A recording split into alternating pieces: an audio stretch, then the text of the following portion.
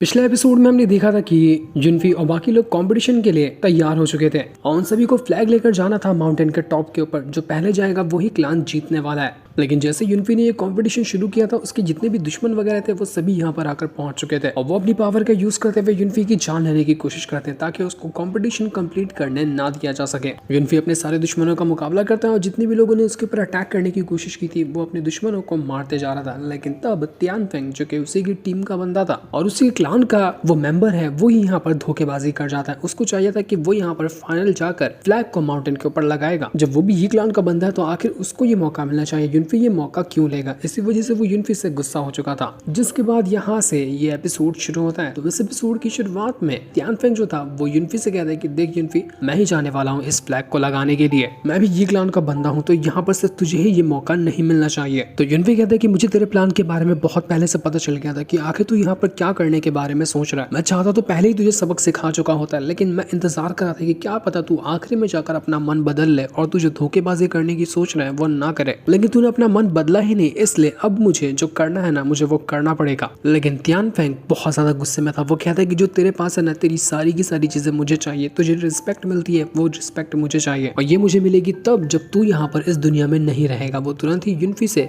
Fight करने लग गया था ताकि वो युनफी की जान ले सके।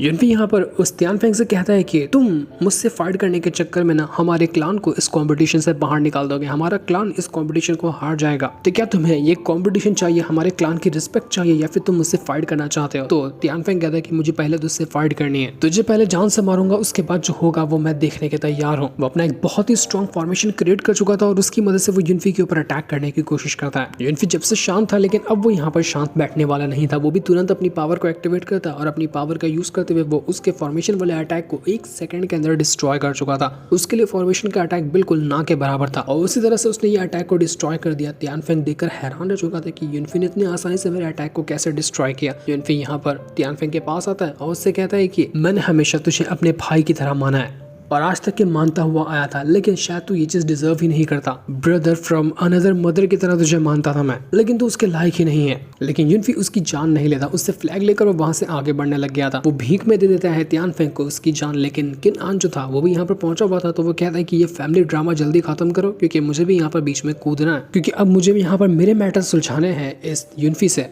वो तुरंत ही अपने क्लान का फ्लैग लेता है और सबसे पहले माउंटेन के टॉप पे जाने लग गया था ताकि वहां जाकर वो एक बार फ्लैग लगा दे, उसका क्लान जीत जाए, उसके बाद वो युनफी को मार डालेगा। लेकिन युनफी भी उसके पीछे पड़ जाता है ताकि उसको रोककर वो पहले फ्लैग लगा सके। दोनों के बीच में अब फ्लैग पहले लगाने का राउंड शुरू हो चुका था। तो यहाँ पर किन-आन का जो फादर था वो युनफी के फादर से कहता है कि तुम्हें कांग्रेचुलेशन, जो कि अभी तक के तुम्हारा बेटा सर्वाइव कर गया, लेकिन कितना टाइम तक ये और सर्वाइव कर पाएगा इसकी कोई गारंटी नहीं है। लेकिन युनफी के फादर कहते हैं कि मुझे इससे कोई मतलब नहीं, मैं बस चाहता हूँ कि मेरे क्लान के जितने भी लोग हैं ना वो बिल्कुल सेफ रहें। मैं उनको कुछ होते हुए नहीं देख सकता। लेकिन जैसे यहाँ पर युनफी और किन-आन के बीच में बैटल चल ही रहा था कि बीच में वो जो मोटू होता है वो सीधा अगर कूद जाता है और वो अटैक करने की कोशिश करता है किन-आन के ऊपर, लेकिन उसका खुद का पैर फिसल गया था और वो जाकर सीधा गिरता है किन-आन के पैरों में। तो वो कहने लग गया था कि भाई गलती हो गई, मेरा ऐसा कोई इरादा नहीं था तुझ पर अटैक करने का। लेकिन किन-आन इतना ज्यादा गुस्सा हो चुका था कि मैं तुझे छोड़ूंगा नहीं। अच्छा भला मैं इतना आगे चल रहा था, फ्लैग को बस गाड़ने वाला था, तूने मुझे यहाँ पर आकर सारा मेरा काम बिगाड़ दिया। वो एक ही लात मारने की कोशिश करता है मोटू को ताकि मोटू का मुंह ही फोड़ दे। लेकिन इससे पहले युनफी बीच में आता और किन-आन के ऊपर अटैक करते हुए उसको साइड कर चुका था ताकि किन-आन मोटू की जान ही ना ले ले। और अब यहाँ पर किन-आन और युनफी के बीच में कमाल का बैटल शुरू हो चुका था। वो दोनों एक दूसरे के ऊपर अटैक करते, जहाँ पर जाहिर सी बात है किन-आन ज्यादा स्ट्रॉन्ग नजर आ रहा था। वो एक के बाद एक करते हुए युनफी के ऊपर अटैक करता, लेकिन जब मोटू था ना वो तुरंत ही किन-आन का पैर पकड़ लेता है कि भाई मुझसे गलती हो गई, मुझे माफ कर दे। वो बस यहाँ पर किन-आन का टाइम बर्बाद करने की कोशिश करता। वो टांग पकड़ के युनफी से कहता है कि युनफी भाग जा जल्दी और जल्दी से जाकर हमारे ये क्लान को ये कंपटीशन जितवा दे, मैं इस किन-आन को रोकता हूँ। तो ये देख कर युनफी जो था वो जाना तो चाहता था, लेकिन मोटू को अकेला छोड़ना नहीं चाहता था। किन-आन मोटू से भड़क जाता और मोटू के ऊपर अटैक पे अटैक देने लग गया था ताकि वो मोटू की जान ले सके। कि आखिर इस मोटू की हिम्मत कैसे हुई जो उसने यहाँ पर मुझे रोकने की कोशिश की। वो मोटू को बहुत मारता है, मार मार कर तो मोटू अधमरा हो चुका था। वो खून की उल्टियां करने लग गया था और 2-4 अटैक के अंदर ही मोटू बेहोश होने लगता है। लेकिन फिर भी वो यहाँ पर किन-आन को छोड़ता नहीं। मोटू युनफी से कहता है कि युनफी क्या कर रहा है, जल्दी भागना यहाँ से, मेरी फिक्र मत कर, मुझे कुछ भी हो जाए चलेगा, लेकिन हमारा क्लान ये कंपटीशन नहीं हारना चाहिए। मैं जानता हूँ कि यूनफी की मैं तुझसे नफरत करता हूँ, तू मेरे दिल में कभी भी नहीं बच सकता, लेकिन मैं अपने क्लान को हारते हुए कभी नहीं देख सकता। तो ये मैं तेरे लिए नहीं कर रहा हूँ, ये अपने क्लान के लिए कर रहा हूँ, इसलिए मेरी फिक्र छोड़ो, भाग यहाँ से। मोटू तो आज यहाँ पर कुछ ज्यादा ही सीरियस हो चुका था। तो ये देखकर किनान जो था वो इतना ज्यादा गुस्सा हो जाता है कि अपने भाले को एक्टिवेट करता है। भाले की मदद से वो बस यहाँ पर मोटू की जान लेने वाला था कि मोटू को अब मैं छोड़ूंगा ही नहीं। बहुत रास्ते का कांटा बन गया, अब मैं इसको जिंदा नहीं छोड़ने वाला हूँ। लेकिन जैसे वो उसको मारने वाला था, बीच में तियानफेंग जो होता है वो अपनी सीधा स्वॉर्ड को फेंक देता है, जिस वजह से केनान के हाथों से उसका भाला छूट चुका था। अब वो यहाँ पर मोटू की जान नहीं ले पाता। केनान जो था वो गुस्से के साथ वहां पर आ रहा था। पता तो नहीं चलता कि वो किसका साथ देगा, वो केनान का साथ देगा या अपने ये क्लान का साथ देगा। लेकिन तब तियानफेंग जो था वो यहाँ पर आया था केनान से चैलेंज करने के लिए। उसको भी अपने क्लान की रिस्पेक्ट प्यारी थी। वो यूनफी को आगे बढ़ते हुए नहीं देख सकता, लेकिन वो भी अपने क्लान को ऐसे हारता हुआ भी नहीं देख सकता। तो ये देख कर केनान कहता है कि अच्छा वाला तू यहाँ पर अधमरा पड़ा हुआ था, पड़ा ही रहता ना, तू मरने के लिए मेरे पास चैलेंज करते हुए क्यों आ गया? लगता है यूनफी से हारने के बाद भी तुझे बस नहीं हुआ, अब मेरे हाथों तू मरना ही चाहता है। तो तियानफेंग कहता है कि तेरी औकात नहीं कि तू यहाँ पर मेरे बारे में कुछ इस तरह की बातें कर सके। बैटल लड़, अगर लड़ना है तो, वरना भाग जाए यहाँ से। तो ये सुनकर केनान बहुत ज्यादा गुस्सा हो जाता है और अब यहाँ पर वो फाइट करने लग गया था तियानफेंग के साथ। तियानफेंग और यूनफी के बीच में एक कमाल का बैटल शुरू हो जाता है। लेकिन जाहिर सी बात है तियानफेंग भी यहाँ पर टिक नहीं पाता। केनान के सामने यहाँ पर जितने भी लोग थे वो सभी केनान के ऊपर अटैक करते हैं, लेकिन केनान अकेला था और अकेला यहाँ पर वो सभी के अटैक को डिस्ट्रॉय करता और कोई भी उसका एक बाल तक बाका नहीं कर पा रहा था। वो तो तियानफेंग के ऊपर बिल्कुल टूट पड़ता है, मार मार कर उसने उसको अधमरा कर दिया था। वो तियानफेंग को छोड़ने वाला नहीं था। तियानफेंग की हालत पूरी तरह से खराब हो जाती। वो यहाँ पर खून की उल्टियां करते हुए थक नहीं रहा था, एकदम अधमरा हो चुका था वो, जो देखकर यूनफी को भी बहुत ज्यादा बुरा लगता है। वो यहाँ पर रुकना तो चाह रहा था, लेकिन फिर भी जब दो लोगों ने यहाँ पर अपनी जान खतरे में डाली अपने क्लान को जिताने के लिए, तो यूनफी रुकता नहीं। वो सीधा चला जाता है अपना फ्लैग टांगने के लिए माउंटेन के टॉप के ऊपर। तो ये देखकर केनान सारी चीजें छोड़ता है और यूनफी के पीछे जाता है ताकि यूनफी को रोक सके इस कंपटीशन को जीतने के लिए। तो ये देखकर तियानफेंग जो था वो तुरंत वापस अपनी स्वॉर्ड की पावर को एक्टिवेट करता है और उसको सीधा देकर मार चुका था केनान के ऊपर, ताकि केनान को रोका जा सके। और इस वजह से केनान यूनफी को नहीं रोक पाएगा। उसने अपने स्वॉर्ड फॉर्मेशन के अंदर केनान को ट्रैप करने की कोशिश की थी, लेकिन केनान फिर भी यहाँ पर उसके सारे अटैक को डिस्ट्रॉय कर देता है। पर तियानफेंग रुकने वाला नहीं था। वो बहुत मारता है केनान को, लेकिन केनान उसके सारे अटैक को डिस्ट्रॉय करता। और जैसे ही यहाँ पर केनान का बहुत ही ब्रूटल वाला भाला यूनफी की तरफ आते हुए उसकी जान के लेने वाला था कि बीच में आ जाता है तियानफेंग, जिस वजह से पूरा भाला उसके आर पार हो चुका था। यूनफी को बचाने के लिए उसने अपनी जान खतरे में डाली और अब यहाँ पर वो मरता हुआ नजर आ रहा था। यूनफी को ये सदमा बर्दाश्त नहीं होता कि तियानफेंग तुमने ये क्या किया। यूनफी को एकदम सदमा लग चुका था कि नहीं, वो ये तो बिल्कुल नहीं चाह रहा था कि तियानफेंग के साथ ऐसा कुछ हो जाए। तियानफेंग अपना दम तोड़ने लग जाता है, वो भी यूनफी के हाथों। उसकी हालत पूरी तरह से खराब हो चुकी थी, वो बस अपनी कुछ आखिरी सांसें गिन रहा था। वो यूनफी से कहता है कि जानता हूँ तुम जितने अच्छे हो ना, मैं बिल्कुल भी वैसा नहीं हूँ। मैं तो मोटू जितना अच्छा भी नहीं हूँ, बहुत ज्यादा घटिया हूँ मैं, क्योंकि मैंने तुम्हें धोखा देने की कोशिश की, अपने क्लान के साथ गद्दारी करने की कोशिश की, इसलिए मुझे मरना चाहिए था और मैं ये मरना डिजर्व करता था। तुम दोनों ये क्लान की शान हो और इस कंपटीशन को जरूर जीत कर दिखाना, ये मेरा आखिरी वादा है जो तुम्हें पूरा करना है। और इतना कहते कहते तियानफेंग जो था वो अपने दम तोड़ चुका था। तियानफेंग ने आखिरी वादा लेकर अपनी जान गंवा दी। यूनफी एकदम गुस्से से लाल हो चुका था, लेकिन जितना उसको गुस्सा आ रहा था केनान उतना ही ज्यादा हंस रहा होता है कि यूनफी देख कैसे मर गया तियानफेंग, अब तेरी बारी है, तेरा भी वही हाल होगा, लेकिन तुझे ऐसा कुछ संभालने वाला भी नहीं होगा तेरे आखिरी टाइम पे। लेकिन यूनफी अब रुकने वाला नहीं था। उसके भाई जैसे दोस्त की जान गई थी, वो यहाँ पर कैसे हार मान सकता है। वो कंपटीशन में साइड करके अब यहाँ पर सबसे पहले केनान की जान लेगा। वो अपने अंदर से ऐसा ऑरा एक्टिवेट करता है, यहाँ पर पूरा भूकंप आने लग गया था। वो तैयार था केनान को जान से मारने के लिए ताकि वो तियानफेंग की मौत का बदला ले सके। लेकिन केनान कहता है कि ये तियानफेंग बिल्कुल यूजलेस था, मैंने उतना खतरनाक अटैक भी नहीं किया, बस एक भाला फेंक कर क्या मारा कि इतने में ही ये मर गया। इतना बड़ा लूजर आया था कंपटीशन को जीतने के लिए, अच्छा हुआ कि ये मर गया। तो यूनफी कहता है कि तियानफेंग लूजर नहीं था, लूजर तो तू है। अपने आप को बहुत ज़्यादा स्ट्रॉन्ग समझता है ना, आज मैं तुझे दिखाऊंगा कि तू असल में सबसे बड़ा लूजर है, तेरे पास कोई पावर नहीं है। यूनफी गुस्से से इतना लाल हो चुका था कि उसके गुस्से का ठिकाना नहीं था। वो जैसे अपनी पावर को एक्टिवेट करता है, पूरा का पूरा इलाका जो था वो उसके ऑरा से भर चुका था। केनान भी ये देखकर हैरान हो जाता है कि असल में ये कर क्या रहा है, लेकिन वो भी अपनी पावर को एक्टिवेट करके तैयार हो चुका था ताकि केनान वो यूनफी की जान ले सके। दोनों के बीच में जो बैटल होने वाला था ये बहुत ज्यादा कमाल का लग रहा होता है। केनान यहाँ पर तैयार था यूनफी को मारने के लिए। यूनफी मोटू से कहता है कि मोटू इस तियानफेंग तियानफेंग को जल्दी से ले जाओ और उसको घर ले जाओ, क्या पता इसके अंदर अभी भी हल्की फुल्की सांसें बची हो और उसको बचाया जा सके, तो तुम सबसे पहले यही काम करो। तो मोटू जल्दी जल्दी तियानफेंग को वहां से ले जाने लगता है ताकि आखिरी उम्मीद जो है कि तियानफेंग को बचाया जा सकता है ये काम किया जा सके। अब युनफी और किन-आन का जो बैटल होने वाला था उसको देखने के लिए बाकी के जो बाहर से एल्डर आए हुए थे वो सब यहाँ आकर पहुंच जाते हैं ताकि देख सके कि अब दोनों के अंदर कौन स्ट्रांग है, कौन ज्यादा कमाल का है जो उनका अटेंशन हासिल कर सकता है। दोनों का जो अब बैटल होने वाला था वो एकदम ज्यादा एक्स्ट्रॉर्डिनरी होने वाला था, क्योंकि एक तरफ है युनफी जो अपनी पुराने वाले वर्जन की पावर को एक्टिवेट करके तैयार है और दूसरी तरफ है किन-आन जिसके पास एक हेवनली स्पिरिचुअल बॉडी है जो कि इतनी ज्यादा एक्स्ट्रॉर्डिनरी है कि उसके हिसाब से दुनिया का कोई भी अटैक उसका कुछ बिगाड़ ही नहीं सकता। तो आखिर इस फाइट में जीत कौन होगी, यहाँ पर सारे मास्टर यही कहने लग जाते हैं कि हम तो बिल्कुल सही टाइम पे एंट्री मारे, ये फाइट ना एकदम लाजवाब होगी, आज तो सारा पैसा वसूल होने वाला है ये देखकर।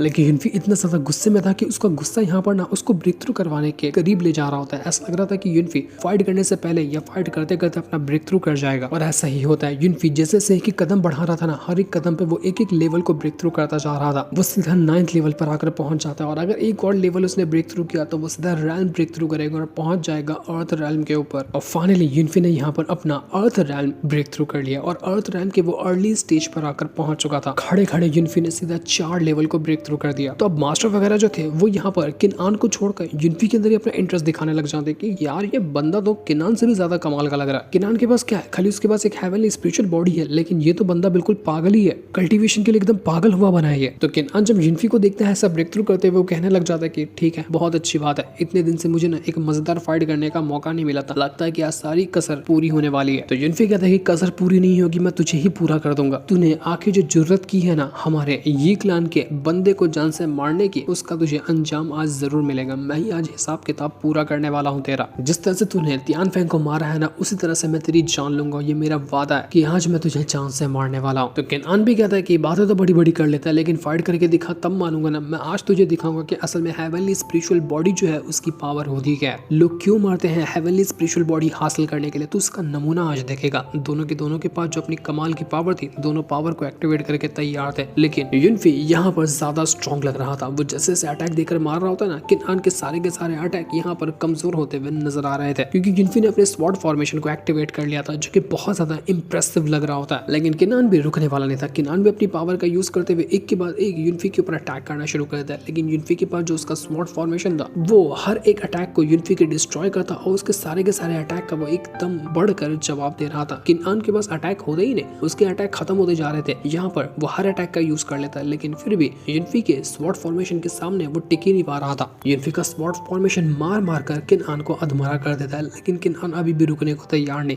उसके बाद जो भाला था जिसके सामने बहुत बड़ी तलवार लगी हुई है, वो उसकी मदद से युनफी को काटने की कोशिश कर रहा था, लेकिन युनफी भी उसका मुकाबला करता है। दोनों का बैटल एकदम जबरदस्त तरीके से शुरू हो चुका था और दोनों के दोनों एक दूसरे की जान लेने को तैयार थे। युनफी यहाँ पर अपने सारे अटैक का यूज कर चुका था। वो एक से बढ़कर एक अटैक करता है किन-आन के ऊपर, जहाँ किन-आन अपनी हालत खराब करता हुआ नजर आ रहा था। किन-आन के पास एक भी अटैक का जवाब नहीं होता कि वो यहाँ पर क्या करे, तो वो यहाँ पर थोड़ा बहुत चीटिंग करने की कोशिश करता है। वो युनफी का ध्यान भटकाता है और उसके बाद वो उसके ऊपर अटैक करता, लेकिन युनफी आज रुकने वाला नहीं था। उसने जो अपनी आंखों से तियानफेंग को मारते हुए देखा ना, वो नजारा उसके दिमाग में एनी टाइम घूम रहा होता है और वही नजारा उसको इतना गुस्सा दिला रहा था कि वो यहाँ पर दुनिया को फाड़ कर रख देगा। इतना ज्यादा गुस्से में होता है वो। तो इसी वजह से युनफी अपने स्वॉर्ड फॉर्मेशन के सारे अटैक को एक साथ आपस में मर्ज करता है और एक निर्वाणा स्वॉर्ड बनाकर सीधा अटैक देकर मार देता है उसी किन-आन के ऊपर, जिस वजह से किन-आन का जो भाला था वो भी यहाँ पर कोई काम नहीं कर पाया। उसका भाला भी लग रहा था कि टूट गया। युनफी उसका मजाक उड़ाते हुए कहता है कि तू बड़ा चिल्ला रहा था मेरे पास हेवनली स्पिरिचुअल बॉडी है, हेवनली स्पिरिचुअल बॉडी है, यही थी क्या तेरे पास हेवनली स्पिरिचुअल बॉडी? ये तो बिल्कुल फुसकी निकली, कोई ताकत ही नहीं थी इसके अंदर। तो यहाँ पर वो जो किन-आन था वो कहता है कि हेवनली स्पिरिचुअल बॉडी खाली फाइट करने में ताकत नहीं देती है, बल्कि वो हर एक चीज में ताकत देती है। वो रिकवरी में ताकत देती है, बहुत फास्ट रिकवरी करवा देती है, वो सोल को स्ट्रॉन्ग बनाती है। अभी तो मैंने यहाँ पर सिर्फ तुझ पर ना अटैक किए थे जो कि पावरफुल अटैक थे, ना मैंने अपनी रिकवरी पावर को यूज किया था, ना मैंने अपने सोल पावर को यूज किया था। अब मैं यहाँ पर सारे पावर को यूज करने वाला हूँ तेरी जान लेने के लिए। अब देखता हूँ कि तू मेरे सामने कैसे बच सकता है। वो सीधा जैसे अपनी पावर को एक्टिवेट करता है, वहां पर उसकी सोल समन हो चुकी थी। उसकी एक जायंट सोल बन जाती है जो कि इतनी ज्यादा बड़ी थी कि उसके सामने युनफी बिल्कुल चींटी बराबर लग रहा होता है। ये भी हो पाया था उसकी हेवनली स्पिरिचुअल बॉडी की वजह से, और उसने उसका यूज करते हुए युनफी को मारने की कोशिश की थी। लोग देखकर हैरान हो जाते कि अभी तो समझ में आया ना कि किन-आन इतना ज्यादा फेमस क्यों है, इतना ज्यादा कमाल कमाल का वो है क्यों, क्योंकि उसकी जो ये बॉडी है वो कितनी कमाल की है। अब तो युनफी का उसका मुकाबला कर पाना बिल्कुल नामुमकिन है। मानते हैं कि युनफी कमाल का है, उसने बहुत अच्छी टक्कर दी, लेकिन फिर भी युनफी अब यहाँ पर किनआन के सामने नहीं टिक पाएगा। वो हारने वाला है, हारेगा ही नहीं, हो सकता है कि यहाँ पर वो मर ही जाएगा। किसी को यहाँ पर युनफी के ऊपर भरोसा नहीं था, लेकिन उन्हीं में एक लड़की होती है जो कि यहाँ पर मैच देखने के लिए आई हुई थी। वो कहने लग जाती है कि नहीं, मुझे तो लगता है कि युनफी जीतेगा, कितना हैंडसम बंदा है, कितना स्ट्रॉन्ग बंदा है, और ये आसानी से हार जाए मैं तो मानती ही नहीं। मैं तो यहाँ पर इसी को कहने वाली हूँ कि ये जीतने वाला है। लेकिन युनफी को ऊपर कोई भरोसा करे ना करे, युनफी को इससे मतलब नहीं है। जैसे ही यहाँ पर वो किनआन अपने वो सोल की मदद से युनफी के ऊपर अटैक करता है, युनफी वहां पर एक लंबी सी सांस लेता है, और लंबी सी सांस लेने के बाद वो जैसे अपनी आंखें खोलता है, उसके अंदर से ऐसी पावर बाहर निकल कर आई थी कि वो जो सोल का अटैक था वो यहाँ पर डिस्ट्रॉय हो गया, और सोल का अटैक कुछ भी नहीं कर पाता युनफी का। उसके बाद देखते ही देखते युनफी ने अपनी मार्शल स्पिरिट को समन कर लिया था, और उसकी मार्शल स्पिरिट तो यहाँ पर इतनी कमाल की होती कि वो एक ही झापड़ घसीट के मार देती है किनआन की सोल के ऊपर, जिस वजह से तो सोल को दिन में तारे नजर आ गए थे। इतनी तारीफ कर रहा था अपने सोल की, लेकिन एक झापड़ के अंदर वो तो अधमरा हो गया। उसी के साथ साथ युनफी का भी चांटा जाकर लगता है उस किनआन के ऊपर, जिस वजह से किनआन की भी हालत खराब। उसकी मार्शल स्पिरिट ने उस सोल की हालत खराब करी एक थप्पड़ के अंदर, और युनफी ने उसकी हालत खराब कर दिया एक थप्पड़ के अंदर। दोनों के दोनों अधमरे हो चुके थे। किनआन को यकीन ही नहीं होता कि नहीं नहीं, ये नहीं हो सकता, मैं मानता ही नहीं कि ये हो गया, मैं नहीं हार सकता, मैं इतनी आसानी से कैसे हार गया। तो युनफी भी अपने मन में कहने लग जाता है कि मैं तो पैदा ही हुआ था एक कमाल की सोल पावर के साथ, जिसको मैंने अच्छी तरह से स्ट्रॉन्ग बना लिया था अपने पिछले लाइफ के अंदर। तो यहाँ पर मुझे इस बचकाने की सोल पावर से क्या ही डर लगेगा, और इसका मुकाबला मैं नहीं कर सकता। सिर्फ एक थप्पड़ ही काफी था इसको उसकी नानी याद दिलाने के लिए, जो कारनामा मैंने करके दिखा दिया। सारे के सारे लोग ये नजारा देखकर बिल्कुल दंग रह चुके थे कि फाइनली युनफी ने किनआन को हरा दिया, वो भी एक थप्पड़ के अंदर हरा दिया। क्या बेइज्जती हुई किनआन की। सब कुछ काम मुकम्मल होने के बाद युनफी जो था सीधा पहाड़ की चोटी के पास आता है, और जहाँ पर उसको अपना फ्लैग गाड़ना था ना, वो फ्लैग गाड़ चुका था। यानी कि इस कंपटीशन का विनर बना युनफी और उसका ये क्लान। युनफी जो था वो तियानफेंग से कहता है कि तियानफेंग, मैंने तुम्हारा वादा पूरा किया, तुमने मुझसे वादा किया था ना, आज हमारा यहाँ पर ये क्लान ये कंपटीशन जीत गया। लोगों की आंखें खुली की खुली रह गई थी, कोई डाइजेस्ट ही नहीं कर पा रहा था कि ये अभी उन्होंने देखा क्या। युनफी कैसे जीत सकता है, उसने अपने ये क्लान को ये कंपटीशन जितवा दिया और किनआन को हरा भी दिया। सभी लोग यहाँ पर युनफी की तारीफ करने लग गए थे, उसकी तारीफ करते करते कोई थक नहीं रहा था। उसके फादर की भी खुशी का ठिकाना नहीं था कि शाबाश मेरे बच्चे, तुमने कर दिखाया, मुझे तुमसे यही उम्मीद थी। उनकी आंखें नम हो जाती, उनको आंसू आ रहे थे कि यही दिन का तो मैं कब से इंतजार कर रहा था, फाइनली वो दिन आया। तो बाकी दोनों क्लान के जो एल्डर थे वो किन क्लान के एल्डर से कहते हैं कि तुमने कहा था कि ये कंपटीशन तुम जीतोगे, उसके बाद ये क्लान जो है उसके ऊपर तुम्हारा कब्जा होगा और वहाँ का 30% हमें दोगे। अब तो तुम ही कंपटीशन हार गए, हमें 30% कहाँ से मिलेगा, तुम्हें हम छोड़ने वाले नहीं है। तो किनआन का जो फादर था वो कहता है कि इतना घबरा क्यों रहा, मैंने पहले से और प्लान बना के रखे, अभी तो मेन तरह से गेम शुरू भी नहीं हुआ, गेम तो अब शुरू होगा, बस देखते जाओ कि मैं आगे क्या करने वाला हूँ। क्योंकि अभी ये लोग यहाँ पर कंपटीशन जीते हैं, ये लोग खरीदने जश्न मनाने में तैयारी करने में लगे होंगे, और यही हमारे पास सबसे बेस्ट मौका है इनके ऊपर अटैक करते हुए इनको खत्म करने का। अब कंपटीशन जीत कर तो नहीं हुआ, अब हम यहाँ पर ताकत का यूज करते हुए ये क्लान को बर्बाद कर देंगे। ये लोग तो अब यहाँ पर पूरी तरह से घटिया हरकत करने पे उतर आए थे। तो वही युनफी जहाँ पर वो सेलिब्रेट कर रहा था इस जीत को, कि तभी वहाँ पर एक मास्टर आ जाती है, और उसने यहाँ पर आते साथ ही सीधा युनफी के ऊपर अटैक कर दिया था कि बस बहुत हो गया तुम्हारा नाटक। युनफी देखकर हैरान रह चुका था कि इस मास्टर को क्या हुआ, मैंने इसका क्या बिगाड़ा है जो यहाँ पर मुझ पर अटैक करने के लिए आई है। तो वो जो मास्टर थी वो कहती है कि तुम्हारी औकात ही नहीं कि तुम हेवनली स्पेशल बॉडी वाले किसी बंदे को हरा सको। मुझे तो लगता है कि तुमने यहाँ पर कोई घटिया हरकत की है, कोई फॉरबिडन टेक्निक का यूज किया है जो कि तुम्हें नहीं करना चाहिए था, और उसका यूज करते हुए तुमने किनआन को हराया है। इसलिए मुझे तुम्हें अच्छे से चेक करने दो, मैं तुम्हारे पूरे शरीर को अच्छे से चेक करूंगी कि तुमने कोई घटिया हरकत की या नहीं की। लेकिन तभी बाकी के मास्टर वगैरह जो थे वो यहाँ पर आ जाते हैं, अब वो युनफी का सपोर्ट करने के लिए आए हुए थे कि चुप हो जाओ तुम, आखिर तुम युनफी के ऊपर इतना गलत इल्जाम कैसे लगा सकती है कि उसने कोई घटिया हरकत करने की कोशिश की है। हमने भी यहाँ पर इस कंपटीशन को देखा था, युनफी ने कुछ भी गलत नहीं किया है। अगर युनफी ने कुछ भी किया होता ना तो हम सबको पहले ही पता चल जाता, इसलिए यहाँ पर तुम झूठे इल्जाम लगाना खत्म करो। युनफी ने अपनी ईमानदारी से अपनी ताकत के बलबूते पे ये कंपटीशन जीता है और किनआन को हराया है। जो सच्चाई है उसको एक्सेप्ट कर लो, उसी में तुम्हारी भलाई है। ऊपर से इस किनआन ने ना अपनी हेवनली स्पेशल बॉडी को हाल फिलहाल ही एक्टिवेट किया, और अभी से इसने इतनी ज्यादा पावर को यूज करना शुरू कर दिया। जब कोई हेवनली स्पेशल बॉडी एक्टिवेट करता है तो उसको बहुत टाइम लगता है, उसको मेहनत करनी पड़ती है अपनी बॉडी को और स्ट्रॉन्ग बनाने के लिए। लेकिन इसने अभी यहाँ पर अपनी बॉडी का फुल परफॉर्मेंस यूज करने की कोशिश की, इस वजह से इसने उसके ऊपर बैकफायर कर दिया और उल्टा ये कमजोर ही हो गया। अगर तुम अभी भी इस किनआन को अपने सेट का डिसाइपल बनाना चाहती है ना, तो मैं तो यहाँ पर पहले से स्टार्ट होता हूँ, मुझे ये किनआन चाहिए भी नहीं। तुम इसको लेके अगर अपने सेट का डिसाइपल बना सकती हो अगर तुम्हें चाहिए तो फीमेल मास्टर जो थी वो किनआन के पास आती है और उसको रिकवर करने की कोशिश करी थी ताकि उसको ठीक किया जा सके। किनआन होश में तो आता है, लेकिन होश में आने के बाद भी बिल्कुल पागल हुआ बना था कि नहीं, मैं कैसे हार गया, मेरे पास तो हेवनली स्पेशल बॉडी थी, तब भी मैं क्यों हारा, मुझे अभी तक इस बात पे यकीन हो ही नहीं रहा। तो फीमेल मास्टर उससे कहती है कि तुमने अपनी हेवनली स्पेशल बॉडी को एक्टिवेट किए हुए ना आधा महीना भी ढंग से नहीं गुजारा, सिर्फ 15 ही दिन हुए थे ये काम किए हुए, और जब तुमने अभी यहाँ पर जबरदस्ती इसको यूज करने की कोशिश की ना तो इसने तुम्हारे ऊपर बैकफायर किया, इसी वजह से तुम्हारा ये हाल हुआ है। लेकिन मैं हूं ना यहाँ पर, मैं तुम्हारी हेल्प करने को तैयार हूँ, मैं तुम्हें ट्रेनिंग दूंगी, तुम्हें तुम्हारी हेवनली स्पेशल बॉडी को अच्छे से यूज करना सिखाऊंगी ताकि आगे चलकर तुम इस युनफी को अपने हाथों से मारो। जिस तरह से उसने तुम्हारी बेइज्जती की है, तुम उसकी जान लेकर अपनी बेइज्जती का बदला पूरा करना। तो केनान ये सुनकर खुश हो जाता है कि बिल्कुल आप कह रही हो ना, तो मैं तो बिल्कुल आपके सेट में शामिल होने के लिए तैयार हूँ। वो जो फीमेल मास्टर थी वो बता दी कि मेरी जो कल्टीवेशन रेल्म है ना, मैं बेस्टिक रेल्म के अर्ली स्टेज पे मौजूद हूँ और शियाओ याओ सेट की ना लीडर हूँ। अगर तुम यहाँ पर मेरे सेक्ट में शामिल हो जाते तो उसके बाद युनफी छोड़ो दुनिया का कोई ऐसा इंसान नहीं होगा जो तुम्हारा मुकाबला कर सके। केनान की तो खुशी का ठिकाने थे कि मैं यहाँ पर युनफी से हारने के बाद भी मुझे यहाँ पर इन 6 में से एक मास्टर ने अपना डिसेबल चुन ही लिया। अब इससे बड़ी खुशी की बात उसके लिए क्या हो सकती थी। वो कहता है कि बिल्कुल मैं आपके सेक्ट में ज्वाइन करूंगा और उसके बाद युनफी बच के रहना, मैं तेरा वो हाल करूंगा ना जिसके बारे में तूने कभी सोचा भी नहीं होगा। मैं तुझे जिंदा नहीं छोड़ने वाला, मैं इस पूरे कॉन्टिनेंट के ऊपर राज करूंगा, इतना स्ट्रॉन्ग बनूंगा कि मेरा नाम सुनकर ना लोगों की हवा निकल जाएगी। तू क्या है, तेरे से 10 भी मेरा कुछ नहीं बिगाड़ पाएंगे। और देखना वो दिन बहुत जल्दी आने वाला है।